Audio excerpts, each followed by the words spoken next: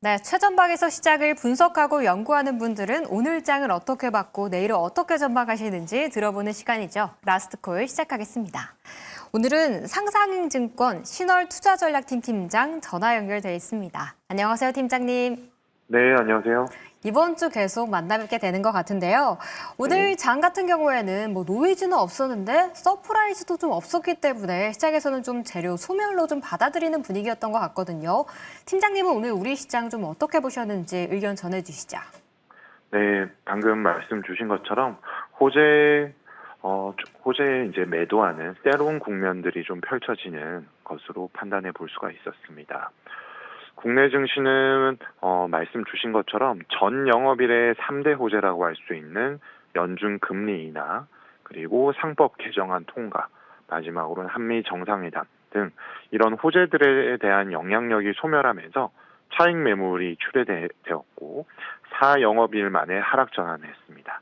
그래서 전일 대비 0.95% 하락한 3,179포인트를 기록하면서 마무리했고요.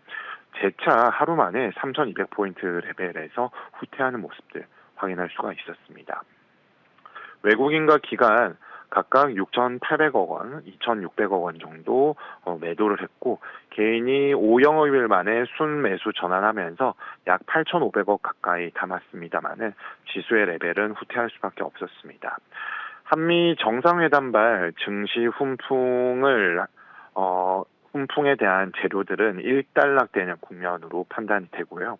돌발 변수 등 악재가 눈에 띄지 않았기 때문에 정상회담에 대해서는 비교적 긍정적인 평가가 좀 더 시장에 많은 것으로 볼 수 있습니다. 국가안보 협력을 기반으로 반도체, 조선, 원전 등 협업 의지에 대한 부분들을 재확인할 수 있었는데요.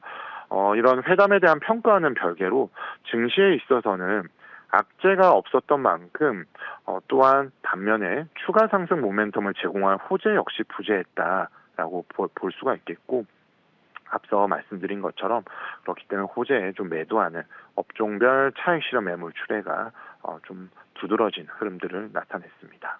알래스카 지역의 LNG 관련 프로젝트 투자 언급은 향후 업종에 대한 기대감을 자극할 수 있겠고 2차 상법 개정안 그리고 노란봉투법 본회의 통과 이후에 이런 긍정적인 흐름들은 이어지겠지만 단기적으로 지주, 증권업종 재하락하는 흐름들이 나타났습니다. 섬유 의료와 엔터 1% 이상 올랐지만 건설, 전기가스 등 3% 이상 하락하고 주도업종 등 대부분 섹터가 하방 압력에 노출되면서 증시의 레벨의 하향 조정 불가피했습니다. 환율과 국고 금리에 있어서는 환율 10원 이상 급등을 했고요.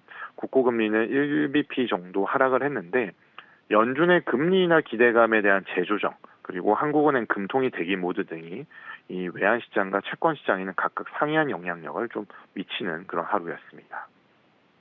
아무래도 좀 주도 업종들에서 좀 차익 실현이 이뤄지면서 코스피 시장이 하락을 보였다라고 좀 평가를 해주셨고요.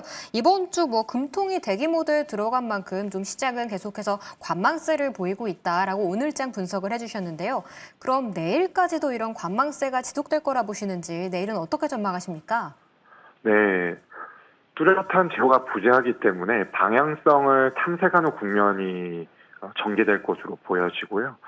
그러다 보니까 뚜렷한 어떤 임팩트가 있는 재료이기보다는 조금 쉬어가면서 그동안에 좀 놓쳐왔었던 재료에 대한 시선이 좀 이동할 가능성도 열어둘 필요가 있겠습니다.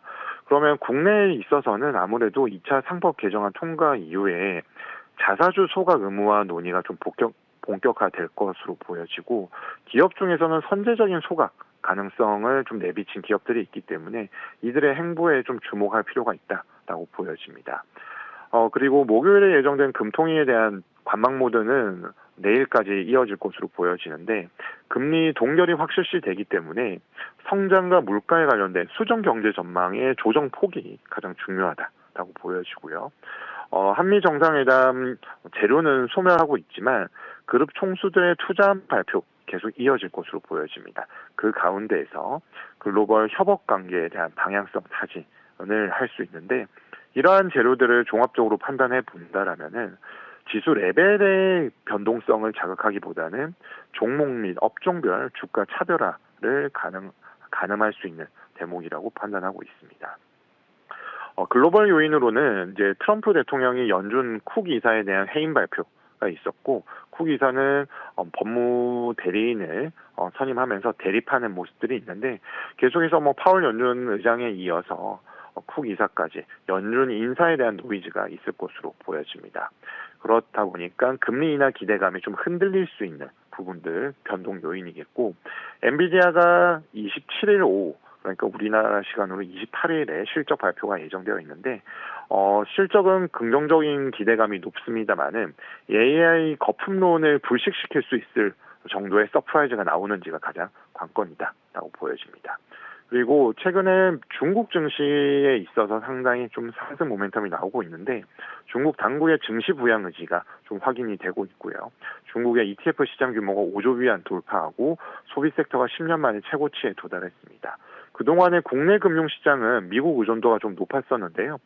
새로운 재료로 중국 증시가 떠오를지를 좀 지켜보는 것은 중기적인 시각에서 지켜볼 필요가 있겠습니다.